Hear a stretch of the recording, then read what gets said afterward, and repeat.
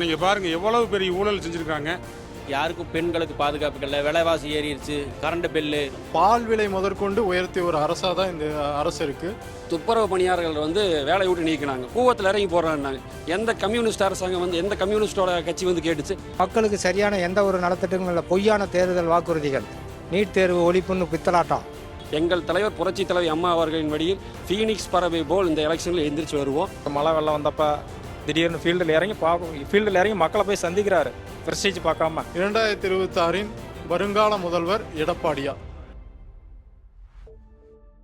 அதிமுக வெற்றி வாய்ப்பு எந்த அளவுக்கு சார்? வெற்றி வாய்ப்பு ரொம்ப சிறப்பா இருக்கு. 234 தொகுதியில் 200 தொகுதி நாங்கள் வெற்றி அடைவோம். ஆனால் நம்மளோட தொகுதி பார்த்திங்கன்னா திருப்பூர் மாநகர் மாவட்டம்ங்க, காங்கேயம் சட்டமன்ற தொகுதிங்க. நம்ம காங்கேயம் சட்டமன்ற தொகுதி நம்ம புரட்சி தலைவி அம்மா நின்ன தொகுதிங்க. அது எப்பவுமே அதிமுக கோட்டைங்க.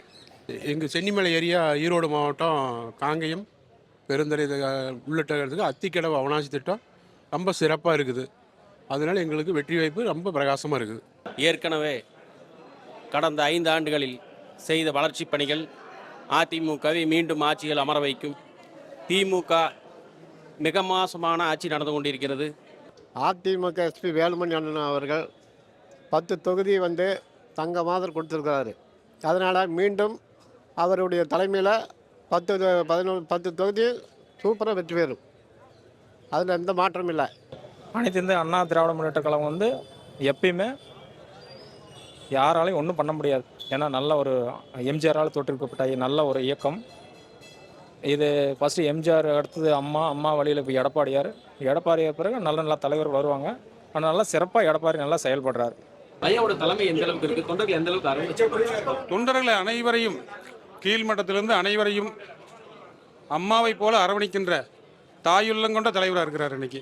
எங்கள் தலைவர் புரட்சி தலைவி அம்மா அவர்களின் வழியில் ஃபீனிக்ஸ் பறவை போல் இந்த எலெக்ஷனில் எந்திரிச்சு வருவோம். அதை நீங்கள் பார்க்கறதா போகிறீங்க. அனைத்து இந்திய அண்ணா திராவிட முன்னேற்ற கழகம் என்பது நெருப்பாட்டிலே நீந்தி வந்த இயக்கம். அதை சிறு நரிகளாலையெல்லாம் கருணாநிதினாலையெல்லாம் ஒன்றும் பண்ண முடியாது.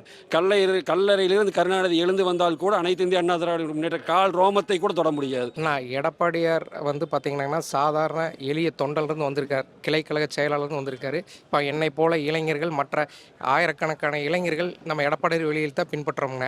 அவரோட அணுகுமுறை அருமையாக இருக்குங்க.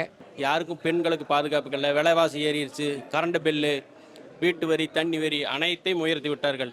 1000 கொடுக்குறங்கிற பேரில் ஒரு குடும்பத்துக்கு மாதம் 10,000 ரூபாய் எக்ஸ்ட்ரா செலவாகுது. இதெல்லாம் மக்கள் மனசில் வச்சு இந்த வாட்டி அதிமுகவை ஆட்சியில் அமர வைப்பாங்க. அதில் எந்த விதமான மாற்று கருத்தும் இல்லை.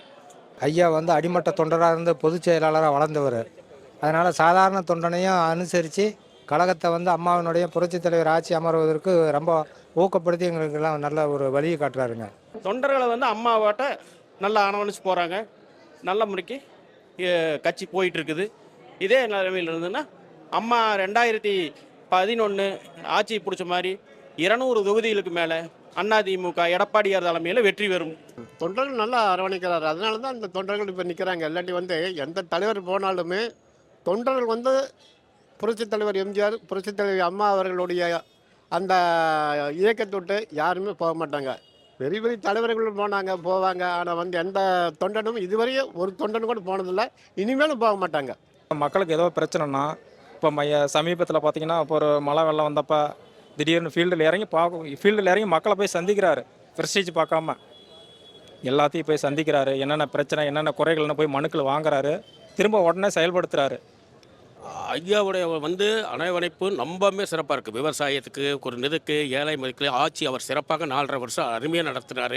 இப்போ இருக்கிற ஆட்சிக்கும் அதுக்கும் வெகு தூரம் ரொம்ப சிறப்பாக ஆட்சி நடக்கணும், தமிழ்நாட்டு ரொம்ப மீட்டெடுக்கணும்னு சொன்னால் நம்ம எடப்பாடி ஐயா ஒன்று தான் முடியும். ஐயாவோட தலைமை பண்பு பார்த்தீங்கன்னா ஜூலை 7ஆம் தேதி மேட்டுப்பாளையத்தில் புரட்சி தமிழரோட எழுச்சி பயணத்தை ஆரம்பித்தார். சரியாக இன்றைக்கி 190 நாள் ஆச்சு. ஐயா 190 தொகுதி முடிச்சிட்டாரு. கிட்டத்தட்ட 190 தொகுதி முடிச்சிட்டாரு.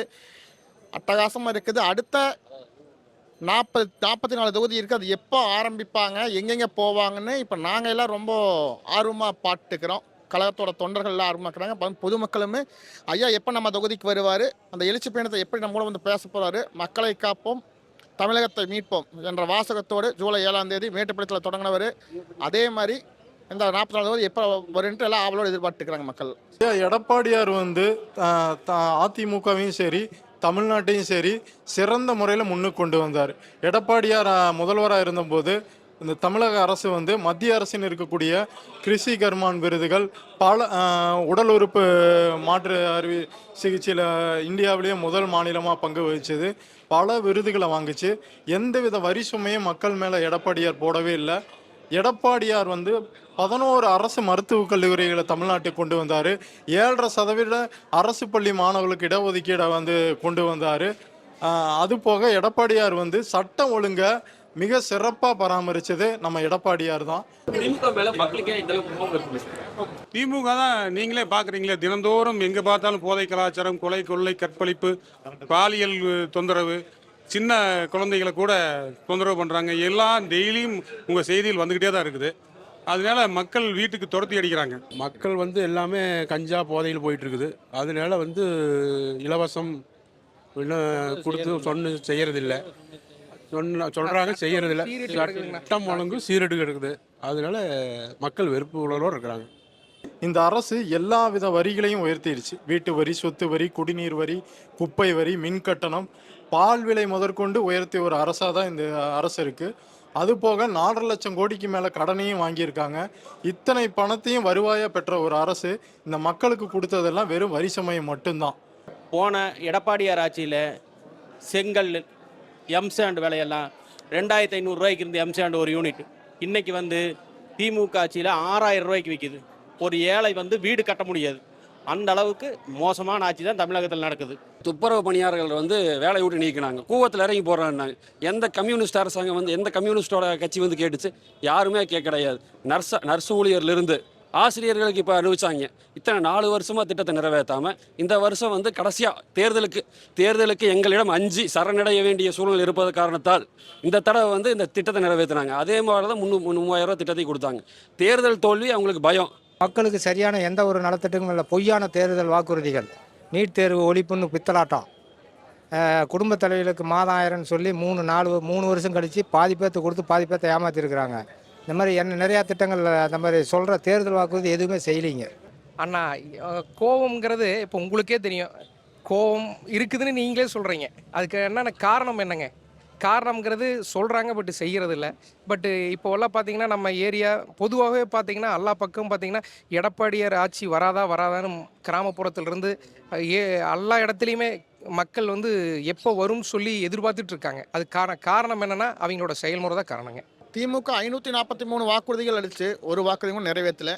இப்போது ஆட்சி முடியும் தருவாயில் கல்லூரி மாணவர்களுக்காக லேப்டாப் கொடுக்குறாங்க. அதுவுமே 11வது 12வது படிக்கிற மாணவர்களுக்கு கொடுத்தா சௌரியமாக இருக்கும். அவங்க அப்பா ஏழ்மையில் இருப்பாங்க. அரசு பள்ளியில் படிக்கிறவங்க கொண்டு போய் ஏழ்மையில் இருப்பாங்க. அவங்களுக்கு கொடுக்குறத விட்டுட்டு காலேஜ் படிக்கிற 3rd இயர் படிக்கிற ஃபைனல் இயர் ஸ்டூடெண்ட்ஸ் கொடுக்குறங்காட்டி அவங்ககிட்ட ஆல்ரெடி லேப்டாப் இருக்கும். இந்த லேப்டாப் நீங்கள் எது கொடுக்குறாங்க தெரியல. அந்த லேப்டாப்போட கான்ஃபிகரேஷன் பார்த்தீங்கன்னா ரொம்ப லோவாக இருக்குது. Windows 7 தான் இப்போ கொடுத்துருக்க மாதிரி கேள்விப்பட்டோம். நாங்கள் ஒன்றும் பார்க்கல. அதே மாதிரி லேப்டாப்போட முன் பக்கத்துலலாம் பார்த்தீங்கன்னா தேவையில்லாத ஸ்டாலின் படம்,